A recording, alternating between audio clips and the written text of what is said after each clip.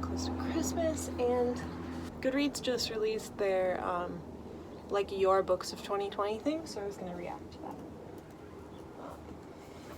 That's all this video is. Okay. She just doesn't want to stay up. Okay, so I'm gonna react to my year in books. I guess I could just put it there so you can see what I'm doing. Okay, I have read 11,000 pages. I read 39 books. My shortest book was Phaedrus by Plato. If you want to hear more about my thoughts on that, go to all the Greek dudes I've been reading lately. And then my longest book was Moby Dick, which I read for class. I mostly listened to that one. My average book length is 298 pages. My most popular book that I read was Little Fires Everywhere. If you want me to do an actual review of that, I will. But I loved it. I read that towards the beginning of the pandemic. And then my least popular was I Don't Expect Anyone to Believe Me, which I didn't love. It was my average rating for 2020 was 4.2, so overall pretty into my books. My highest rated book on Goodreads was Salt, Fat, Acid, Heat, which I loved and highly recommend if you're at all interested in food or learning how to cook better. I think it's a great place to start. I feel like everything I know about cooking I learned from Simran Nosrat. She's just a great writer, and the recipes are awesome, and like more than just learning great recipes, you learn how to cook, which is what's so fantastic about that book. My first review of the year was Conversations with Friends. I think this is when I started actually doing written reviews on Goodreads. If you want to find out more about my reviews, you can go in the description. I was expecting a very straightforward story about an affair from this contemporary novel, but was pleasantly surprised by Rooney's complexity and psychological exploration of her characters. This story is anything but straightforward. Though I initially wasn't sure if I liked the narrator, I grew to love and identify with her, finding a few too many things in common with Frances' character. I definitely need to read more Sally Rooney. I loved that book. I think definitely read Sally Rooney if you haven't yet. She's so good. Such a great writer, fantastic characters, totally unexpected also, but like fairly simple plots, but she does so much with it. So, loved that. My 2020 books. This is kind of like a spread of them, which I know it's going to be hard to see in here, but I've got The Vegetarian. I totally forgot I read that.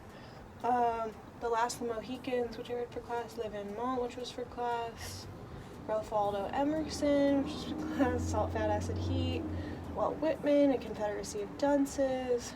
Wild Milk, Walden. Frederick Douglass, Woman in the 19th Century by Margaret Fuller. Best American Food Writing, also by Simran Nosrat. This was great. This was really good. It's like a collection of food essays, and like, again, if you're interested in food, you'll probably like it a lot. I learned so much about random shit I never knew I needed to know about. Moby Dick, Passing by Nella Larson. Uncle Tom's Cabin, which was for class. That was also for class. Emma.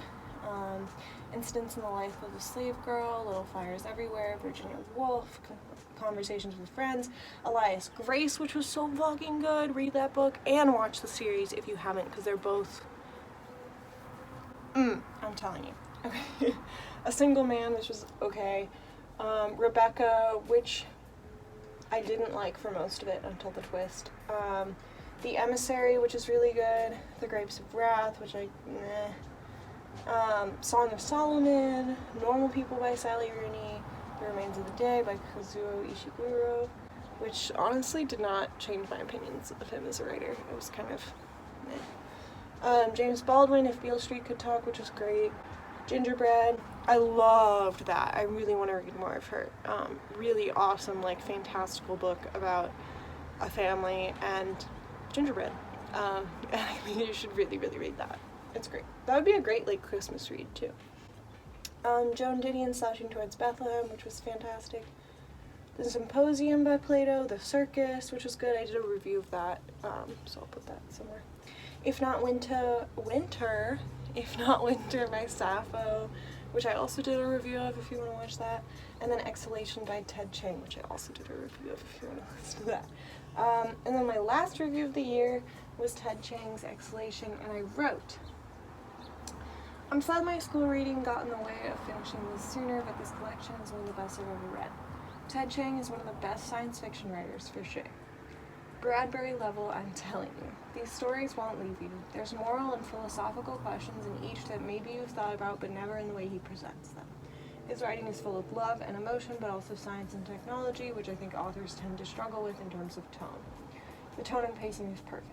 This is great writing. Read this. And I stand by that.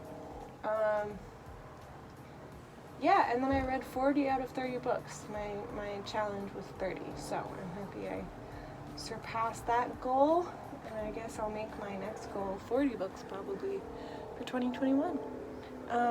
So that's my year in books. I hope you enjoy. Please go watch those other reviews if you're curious about more of my detailed thoughts about any of those.